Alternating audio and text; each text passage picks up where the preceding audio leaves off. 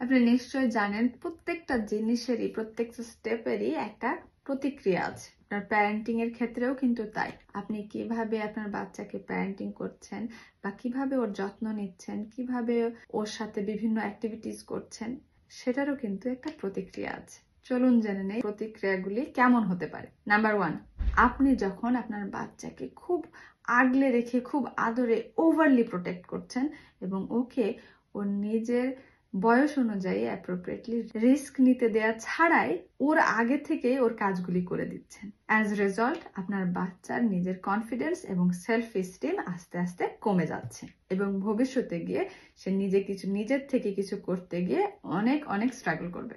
Number 2, বাচ্চার প্রতি অতি কঠোর হয়ে বাচ্চার ছোটখাটো ভুলে ওভার রিয়াক্ট করছেন। তখন আপনার আচরণের ভয়ে বাচ্চা আপনার কাছ থেকে জিনিস বা কথা লুকানো শিখছে এবং সেটা এসে আস্তে আস্তে সব জায়গায় প্র্যাকটিস করবে, যাতে করে সিমিলার রিয়াকশন আর না আসে। আস্তে আস্তে মিথ্যা বলা প্র্যাকটিসটা তার কাছে রেগুলার হয়ে পড়বে।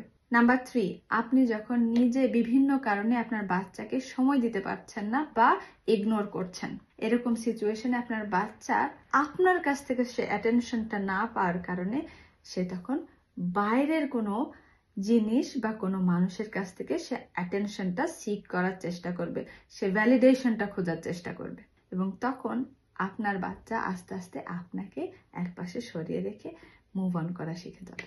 নাম্বার 4, একজন বাবা যখন তার বাচ্চার মার সাথে মিসবিহেভ করছেন বা মিসট্রিট করছেন, অ্যাজ রেজাল্ট আপনার বিহেভিয়ার আপনার অজান্তে আপনার মেয়ের সেলফ ওয়ার্থটাও আস্তে আস্তে ভেঙে দিচ্ছে। নাম্বার 5, আপনি যখন কনস্ট্যান্টলি বাচ্চাকে ক্রিটিসাইজ করছেন, ছোটখাটো সব কিছুতে কারেকশন করছেন, তখন আপনি আপনার অজান্তেই আপনার বাচ্চার নতুন কিছু করার সাহস আস্তে আস্তে কেড়ে নিচ্ছে, কারণ সে ভয় পাচ্ছে যে সে পারফেক্টলি আসলে করতে পারবে কিনা। ইনস্টেড আপনি যখন আপনার বাচ্চার ছোটখাটো মিস্টেকে ওভার রিয়াক্ট না করে সেগুলোকে খুব নর্মাল ভাবে নিয়ে সেখান থেকে শিক্ষা নেয়ার সুযোগ করে দিচ্ছেন বা শিক্ষা নেয়ার অ্যাকসেপ্টেন্স আপনার নিজের মধ্যে শো করছেন, তখনই আপনার বাচ্চা নিজেকে আরো বেশি করে ভালোবাসার সুযোগ পাচ্ছে।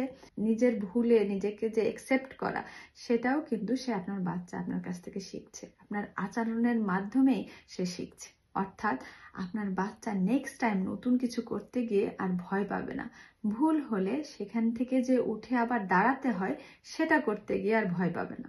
একইভাবে আপনার বাচ্চার প্রয়োজনে অপ্রয়োজনে আপনি যখন ওর সাপোর্ট সিস্টেম হচ্ছেন, ওকে পর্যাপ্ত সময় দিচ্ছেন, ওর কথা শুনছেন, ওর সাথে একটা open and healthy relationship maintain করছেন, যেখানে ওর কথা বলার, ওর ওপিনিয়ন দেওয়ার অধিকার আছে, এরকম সিচুয়েশন যখন আপনার বাচ্চার সামনে আপনি ক্রিয়েট করছেন, তখন আপনার বাচ্চা সে ভেতর থেকে সেফ অ্যান্ড সিকিউর ফিল করছে আপনার সাথে এবং একই সাথে আপনাদের বন্ডিংটাও স্ট্রং তৈরি হচ্ছে এবং এটাও সে ভবিষ্যৎ জেনারেশনেও পাস অন করবে।